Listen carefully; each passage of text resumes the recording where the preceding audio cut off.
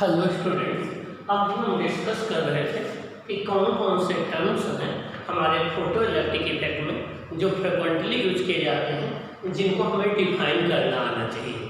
अब हम देखेंगे कि हमारे फोटो इलेक्ट्रिक इफेक्ट का एक्सपेरिमेंटल सेटअप क्या था, कैसे हम उसको सेटअप करेंगे और उसके बाद स्टॉपिंग पोटेंशियल को डिफाइन करेंगे और फोटो इलेक्ट्रिक करंट इंटेंसिटी पर कैसे डिपेंड करती है, इसको डिस्कस करेंगे। आइए हम देखें photo electric effect experimental setup. आइए देखें एक्सपेरिमेंटल सेटअप कैसे करते हैं। ये कैथोड है, ये वो मेटल है जहां से हमें इलेक्ट्रॉन को एमिट करना है। जिस मेटल से हमें इलेक्ट्रॉन का एमिशन करना होता है उसे हम कैथोड पर यूज करते हैं। जिस मेटल से हमें इलेक्ट्रॉन का एमिशन करना होता है उसे हम कैथोड पर यूज करते हैं। और ये विंडो है, ये लाइट सोर्स है, यहाँ से लाइट रेडिएशंस आकर इस मेटल पर इंसिडेंट होती हैं। जब इस मेटल पर लाइट, इसको हमने कनेक्ट किया है, यहाँ पर देखिए ये वोल्ट मीटर है, ये रियोस्टेट है, ये बैटरी है। बैटरी का नेगेटिव टर्मिनल ये है, पॉजिटिव टर्मिनल ये है। ये हम की को रिवर्स कर सकते हैं, कभी यहाँ से कनेक्ट कर सकते हैं, कभी यहाँ से कनेक्ट कर सकते हैं।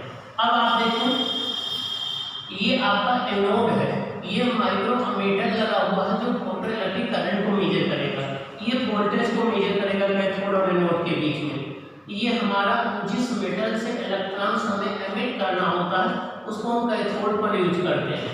ये विंडो है, जब यहाँ से लाइट रेडिएशंस आ करके यहाँ कैथोड पर इंसिडेंट होती हैं, जब यहाँ से लाइट रेडिएशंस आ करके यहाँ कैथोड पर इंसिडेंट होती हैं तो कैथोड से इलेक्ट्रॉन का एमिशन होता है। ये इलेक्ट्रॉन कैथोड से इलेक्ट्रॉन का एमिशन होता है। ये इलेक्ट्रॉन यहाँ प्लेट, इसको हम प्लेट या एनोड बोलते हैं, इसको हम प्लेट या एनोड बोलते हैं। जब हम प्लेट या एनोड पर कोई पोटेंशियल नहीं अप्लाई किए होते हैं तब भी ये इलेक्ट्रॉन यहाँ से जो एमिट होते हैं ये अपनी काइनेटिक एनर्जी की वजह से एनोड पर पहुँचते हैं। जब ये फोटो इलेक्ट्रॉन्स एनोड पर पहुँचते हैं तो ये सर्किट कंप्लीट हो जाता है और हमें यहाँ माइक्रो एम्पियर में करंट मिलती है, माइक्रो एम्पियर के आर्डर की। इसका मतलब ये हुआ कि जब यहाँ एनोड पर हमने कोई पॉजिटिव पोटेंशियल नहीं अप्लाई किया है तब भी यहाँ कैथोड से निकलने वाले इलेक्ट्रॉन जिसकी काइनेटिक एनर्जी मैक्सिमम होती है वो यहाँ कैथोड से एनोड पहुँच जाते हैं और सर्किट कंप्लीट हो जाता है। इनकी वजह से हमें करंट मिलती है, इसको फोटो करंट बोलते हैं। आइए ग्राफ में हम देखें, ग्राफ में देखिए यहाँ वो पॉइंट पर एनोड पोटेंशियल 0 है, यहाँ पर हमने कोई पोटेंशियल नहीं अप्लाई कर रखा है। उसके बाद भी हमें करंट OA मिल रही है। ये OA वो करंट है उन फोटो इलेक्ट्रॉन्स की वजह से जो मेटल से एमिट हो रहे हैं, जिनकी काइनेटिक एनर्जी इतनी है कि वो एनोड पर पहुंच जा रहे हैं, उनकी वजह से हमें जो है वो करंट मिल रही OA के इक्वल। अब क्या होगा आइए देखें, यहाँ से जो लाइट इंसिडेंट हो रही इसकी इंटेंसिटी को हम फिक्स कर दें। सपोज करो वो इंटेंसिटी हमने I1 कर दिया, सपोज करो वो इंटेंसिटी I1 है। अब इंटेंसिटी को फिक्स कर दिया, जब इंटेंसिटी को फिक्स कर दिया यहाँ से पर सेकंड एक कांस्टेंट नंबर ऑफ फोटॉन यहाँ पर गिर रहे होंगे। मान लीजिए पर सेकंड यहाँ पर 500 फोटॉन गिर रहे हैं, तो हमने इंटेंसिटी को कांस्टेंट कर दिया तो पर सेकंड इस मेटल पर 500 फोटॉन गिरेंगे। अब क्या है, जब हम एनोड पर पॉजिटिव पोटेंशियल अप्लाई करेंगे, देखिए हमने एनोड को पॉजिटिव से कनेक्ट कर रखा है, जब हम एनोड पर पॉजिटिव पोटेंशियल अप्लाई करेंगे तो उस केस में ये एनोड यहाँ से एमिट हुए इलेक्ट्रॉन को अट्रैक्ट करने लगेगा। जब अट्रैक्ट करने लगेगा तो कैथोड से एनोड पर पहुँचने वाले इलेक्ट्रॉनों की संख्या बढ़ने लगेगी। जब हम एनोड का पोटेंशियल इंक्रीज करते जाएंगे तो एनोड पर पॉजिटिव पोटेंशियल आ जाएगा, ये इलेक्ट्रॉन नेगेटिवली चार्ज होते हैं, एनोड कैथोड से निकलने वाले इलेक्ट्रॉन को अपनी तरफ अट्रैक्ट करने लगेगा। एनोड पर पहुंचने वाले इलेक्ट्रॉनों की संख्या बढ़ती जाएगी। जब एनोड पर पहुंचने वाले इलेक्ट्रॉन की संख्या बढ़ती जाएगी तो photo current I=NE/T, photo electric current increase होती जाएगी, फोटो इलेक्ट्रिक करंट इंक्रीज होती जाएगी। आइए देखिए ग्राफ में जैसे जैसे हम एनोड को पॉजिटिव पोटेंशियल इंक्रीज करते जाते हैं वैसे वैसे करंट इंक्रीज होती जाती है। जैसे जैसे हम पॉजिटिव पोटेंशियल इंक्रीज करते हैं वैसे वैसे करंट ये इंक्रीज होती है। उसके बाद ये करंट कांस्टेंट हो जाती है। इस कांस्टेंट करंट को हम सैचुरेशन करंट कहते हैं। ऐसा क्यों होता है हम डिस्कस कर रहे हैं। मीन्स यहाँ से जब पोटेंशियल 0 था तो करंट OA थी, जैसे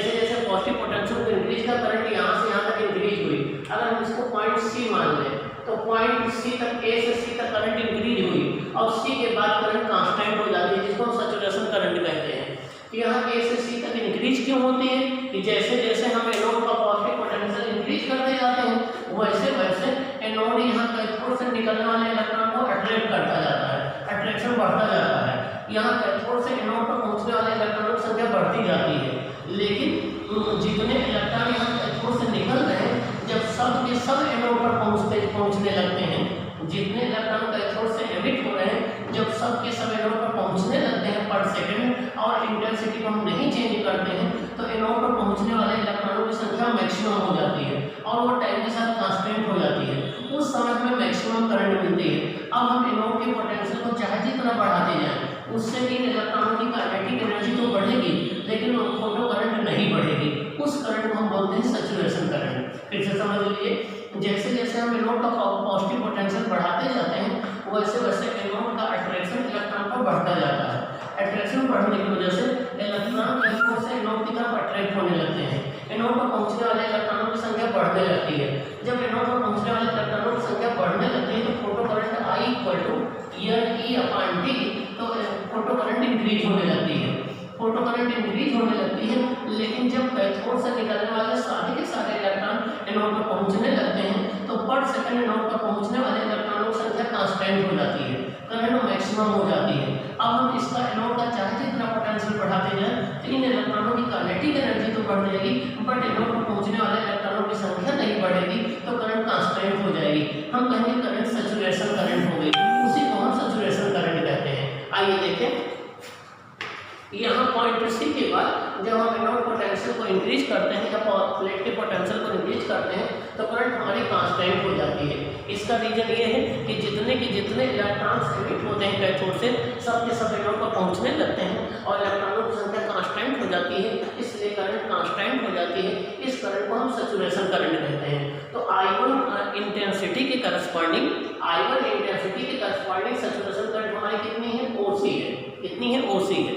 अब जब हम इंटेंसिटी और बढ़ा देते हैं, इंटेंसिटी को I2 कर देते हैं, अब क्या होगा? जब यहाँ पर हम इंटेंसिटी बढ़ा देंगे तो यहाँ से नंबर ऑफ प्रोटॉन्स इंक्रीज हो जाएंगे। अब इस कैथोड पर गिरने वाले प्रोटॉन की संख्या बढ़ जाएगी। जब प्रोटॉन की संख्या बढ़ जाएगी तो उनका इंटरेक्शन इलेक्ट्रॉन से बढ़ जाएगा, तो यहाँ से और इलेक्ट्रॉन एमिट होंगे। यहाँ से और इलेक्ट्रॉन एमिट होंगे तो I = Q/T = NE/T, photo current और इंक्रीज हो जाएगी। अब जैसे जैसे इसका पॉजिटिव पोटेंशियल इंक्रीज करते जाएंगे वैसे वैसे कैथोड से एनोड पहुंचने वाले इलेक्ट्रॉन की संख्या बढ़ती जाती है और करंट इंक्रीज होती जाती है। जब सारे के सारे इलेक्ट्रॉन यहाँ से एमिट होने वाले एनोड पर पहुंचने लगेंगे तो करंट फिर कांस्टेंट हो जाएगी। इसे हम सैचुरेशन करंट कहेंगे। लेकिन इस सैचुरेशन करंट की वैल्यू पहले वाले से ज़्यादा होगी क्योंकि ज़्यादा प्रोटॉन इंसिडेंट कर रहे हैं तो यहाँ से ज़्यादा इलेक्ट्रॉन निकलेंगे। ज़्यादा इलेक्ट्रॉन निकलेंगे तो एनोड पर ज़्यादा इलेक्ट्रॉन पहुँचेंगे।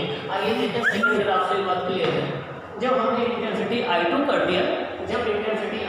दिया, तो सैचुरेशन करंट OB हो गई। जब हमने इंटेंसिटी I2 कर दिया तो देखिए सैचुरेशन करंट आपकी OC डैश हो गई। सैचुरेशन करंट आपकी OC डैश हो गई। ये देखिए करंट इंक्रीज हो रही है, C डैश के बाद करंट कांस्टेंट हो गई। लेकिन OC डैश जो सैचुरेशन करंट है उसकी वैल्यू OC से ज़्यादा है। अब सैचुरेशन करंट की वैल्यू जो है वो इंक्रीज हो गई। तो जब हमने इंटेंसिटी इंक्रीज कर दिया तो सैचुरेशन करंट की वैल्यू भी इंक्रीज हो गई। अब इंटेंसिटी I3 को और इंक्रीज कर देंगे तो सैचुरेशन करंट और इंक्रीज हो जाएगी। अब सैचुरेशन करंट आपकी ये आ जाएगी, अब ये आपकी C" आ जाएगी, तो सैचुरेशन करंट इंक्रीज हो जाएगी। तो जैसे जैसे हम इंटेंसिटी इंक्रीज होती जाती है वैसे वैसे सैचुरेशन करंट इंक्रीज होती जाती है। अब इसके बाद देखिए, जब हम यहाँ एनोड पर नेगेटिव पोटेंशियल अप्लाई करते हैं तो एनोड पर अगर नेगेटिव पोटेंशियल अप्लाई करेंगे तो ये यहाँ पर पहुँचने वाले इलेक्ट्रॉन को रिपल कर देगा। अब एनोड पर कम से कम इलेक्ट्रॉन पहुँचेंगे तो करंट डिक्रीज होती जाएगी। देखिए ग्राफ में जब हम नेगेटिव पोटेंशियल अप्लाई कर रहे हैं, पहले फोटो करंट ये थी, जब नेगेटिव पोटेंशियल अप्लाई किया फोटो करंट ये हो गई, और नेगेटिव पोटेंशियल अप्लाई किया फोटो करंट ये हो गई, और नेगेटिव पोटेंशियल अप्लाई किया फोटो करंट ये हो गई। जब हमने -V0 के इक्वल नेगेटिव पोटेंशियल अप्लाई कर दिया तो फोटो करंट 0 हो गई। इसी को हम बोलते हैं स्टॉपिंग पोटेंशियल या कट ऑफ पोटेंशियल। इसी को बोलते हैं स्टॉपिंग पोटेंशियल या कट ऑफ पोटेंशियल। ये नेगेटिव में होता है, इसमें होता है नेगेटिव में होता है। और किसका पोटेंशियल है? ये एनोड का पोटेंशियल है या प्लेट का पोटेंशियल है। तो वो मिनिमम नेगेटिव पोटेंशियल जिस पोटेंशियल पर फोटो करंट 0 हो जाती है उसे हम बोलते हैं स्टॉपिंग पोटेंशियल या कट ऑफ पोटेंशियल। वो minimum minimum negative potential anode का, जिसके करस्पॉन्डिंग फोटो करंट 0 हो जाती है, उसे हम स्टॉपिंग पोटेंशियल या कट ऑफ पोटेंशियल बोलते हैं। इसकी वैल्यू -V0 के इक्वल है। एक बात और बड़ी इंपॉर्टेंट है, हमें देखना होगा कि I1, I2, I3 इंटेंसिटी तो 3 डिफरेंट है, लेकिन सबके लिए कट ऑफ पोटेंशियल सेम है। इसका मतलब ये हुआ कि जो कट ऑफ पोटेंशियल है या स्टॉपिंग पोटेंशियल है वो इंटेंसिटी ऑफ लाइट पर डिपेंड नहीं करता है। इंटेंसिटी चाहे जो होगी, कट ऑफ पोटेंशियल की वैल्यू वही होगी। तो स्टॉपिंग पोटेंशियल या कट ऑफ पोटेंशियल की वैल्यू जो है लाइट की इंटेंसिटी पर डिपेंड नहीं करती है। ओके, तीनों इंटेंसिटी के लिए कट ऑफ पोटेंशियल सेम आया है। तो आइए देखें, जब हम यहाँ इतना मिनिमम नेगेटिव पोटेंशियल अप्लाई कर दें कि यहाँ से निकलने वाला जो मैक्सिमम काइनेटिक एनर्जी का इलेक्ट्रॉन है वो भी यहाँ एनोड पर नहीं पहुँच पाएगा, तो ये सर्किट हमारा ब्रेक हो जाएगा, फोटो करंट 0 हो जाएगी। उस समय जितना मिनिमम नेगेटिव पोटेंशियल हमने एनोड पर अप्लाई किया है उसी को हम स्टॉपिंग पोटेंशियल कहते हैं या कट ऑफ पोटेंशियल कहते हैं। इसका मतलब ये हो गया कि वो मिनिमम नेगेटिव एनोड पोटेंशियल जिस पर फोटो करंट जस्ट 0 हो जाती है उसे हम कहते हैं स्टॉपिंग पोटेंशियल या कट ऑफ पोटेंशियल।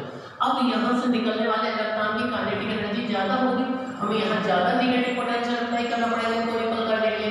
अगर इनकी काइनेटिक एनर्जी कम होगी, हमें कम नेगेटिव पोटेंशियल अप्लाई करना पड़ेगा।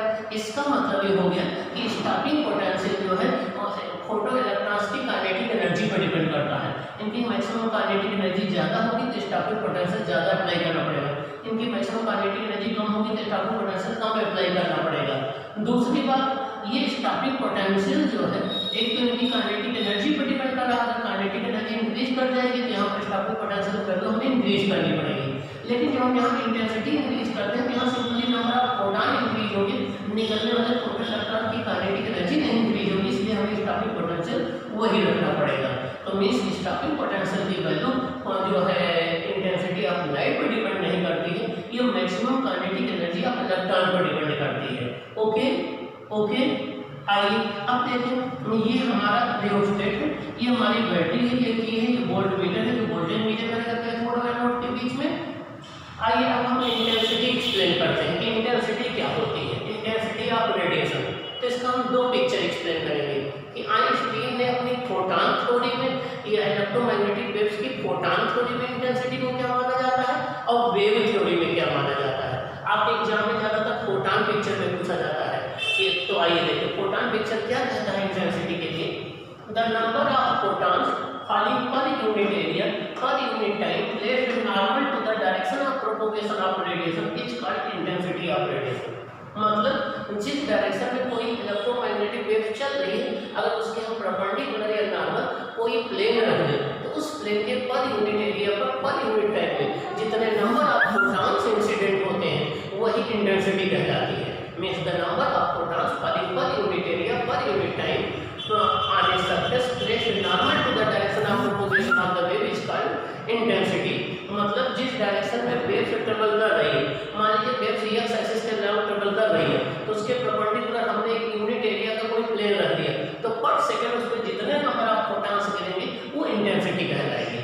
तो the number of photons falling per unit area per unit time placed normal to the direction of propagation of the electromagnetic waves is called intensity। इसको क्या बोलते हैं, intensity. If capital N be the total number of photons falling on area A in time t, then intensity is given by। हम ये मान लें कि total number of photons n है वो a एरिया पर t टाइम में गिर रहे हैं, तो इंटेंसिटी हो जाएगी I = n/a × t। ये I प्रोपोर्शनल n हो जाएगा। अगर नंबर ऑफ फोटॉन्स ज़्यादा इंसिडेंट होंगे तो इंटेंसिटी ज़्यादा हो जाएगी, number of photon come incident करेंगे तो इंटेंसिटी कम होगी। तो फोटॉन पिक्चर में intensity number of photons per depend करती है। नंबर ऑफ फोटॉन्स ज़्यादा होंगे तो इंटेंसिटी ज़्यादा होगी, नंबर ऑफ फोटॉन्स कम होंगे तो इंटेंसिटी कम होगी। आइए हम वेव पिक्चर में देखते हैं। वेव थ्योरी को मैक्सवेल ने दिया था, जैसे मैक्सवेल 1864 में दिया था। तो वेव थ्योरी में इंटेंसिटी को क्या माना जाता है, the amount of energy falling per unit area per unit time on a surface placed normal to the direction of propagation of radiation is called intensity of wave। किसी wave के direction of propagation के perpendicular अगर हम कोई unit area रख दें तो उस पर जितनी एनर्जी फॉल होती है पर यूनिट टाइम में वो उसकी इंटेंसिटी कहलाती है। तो the amount of energy falling per unit area per unit time on a surface placed normal to the direction of propagation of radiation is called intensity of wave। मैं जिस direction में wave जा रही उसके अगर हम परपेंडिकुलर डायरेक्शन में कोई एक यूनिट एरिया रख दें तो उस पर यूनिट टाइम में जितनी एनर्जी इंसिडेंट होती है वो क्या कहलाती है, इंटेंसिटी ऑफ वेव। ये बिग पिक्चर है। I = E upon A into T, जहाँ E एनर्जी है, A एरिया है, T टाइम है, equal to 2 pi square N square A square rho b. यहाँ पर इंटेंसिटी एम्पलीट्यूड के स्क्वायर पर डिपेंड करती है, यहाँ पर इंटेंसिटी एम्पलीट्यूड के स्क्वायर पर डिपेंड करती है, जबकि यहाँ पर इंटेंसिटी जो है नंबर ऑफ फोटॉन पर डिपेंड करती है। यहाँ नंबर ऑफ फोटॉन इंक्रीज कर देंगे तो इंटेंसिटी इंक्रीज हो जाएगी, लेकिन यहाँ पर नंबर ऑफ फोटॉन्स डिक्रीज कर देंगे इंटेंसिटी डिक्रीज हो जाएगी, लेकिन यहाँ पर इंटेंसिटी एम्पलीट्यूड पर डिपेंड करती है। ओके, तो ये है डिफरेंस वेव थ्योरी से जो इंटेंसिटी हम एक्सप्लेन करते हैं और फोटॉन थ्योरी से जो इंटेंसिटी एक्सप्लेन करते हैं। ओके, तो यहाँ पर अब एक क्वेश्चन यहीं पर और उठता है, सबसे सुटेबल रेडिएशंस कौन होगी फोटो इलेक्ट्रिक इफेक्ट के लिए। तो देखिए हमारे पास विजुअल रेडिएशन भी है, अल्ट्रावायलेट रेडिएशन भी है, लेकिन विजुअल रेडिएशंस की जो एनर्जी होती है वो 1 पॉइंट जो विजुअल एनर्जी होती है, जो विजुअल लाइट होती है, विजुअल लाइट की जो एनर्जी होती है ये आपकी होती है 1.7 इलेक्ट्रॉन वोल्ट से 3 इलेक्ट्रॉन वोल्ट। तो अगर हम विजुअल लाइट को इंसिडेंट करेंगे तो एल्कली मेटल से तो फोटो इलेक्ट्रिक इफेक्ट हो जाएगा, लेकिन आपके एल्कलाइन अर्थ मेटल से फोटो इलेक्ट्रिक इफेक्ट नहीं होगा, क्योंकि इलेक्ट्रिक जो एल्कली मेटल्स होती हैं उनका वर्क फंक्शन 2 से 3 इलेक्ट्रॉन वोल्ट के बीच में होता है, तो उनमें से तो फोटो इलेक्ट्रॉन्स का एमिशन हो जाएगा, लेकिन एल्कलाइन अर्थ मेटल से नहीं होगा। जबकि जो विजुअल यूवी रेडिएशन होती है, यूवी रेडिएशन इनकी जो एनर्जी होती है 3 इलेक्ट्रॉन वोल्ट से 6 इलेक्ट्रॉन वोल्ट के बीच में होती है, ठीक ना। तो अब अगर हम यूवी रेडिएशंस का यूज करते हैं तो चाहे वो एल्कली मेटल हो चाहे एल्कलाइन अर्थ मेटल हो, दोनों से फोटो इलेक्ट्रिक इफेक्ट होगा। तो सबसे सुटेबल रेडिएशंस हमारी अल्ट्रावायलेट रेडिएशन मानी जाती हैं, क्योंकि अल्ट्रावायलेट रेडिएशन की एनर्जी इतनी होती है कि इससे हम एल्कली मेटल और एल्कलाइन अर्थ मेटल दोनों से इलेक्ट्रॉन का एमिशन कर सकते हैं, जबकि विजुअल लाइट से हम केवल एल्कली मेटल से इलेक्ट्रॉन का एमिशन कर सकते हैं।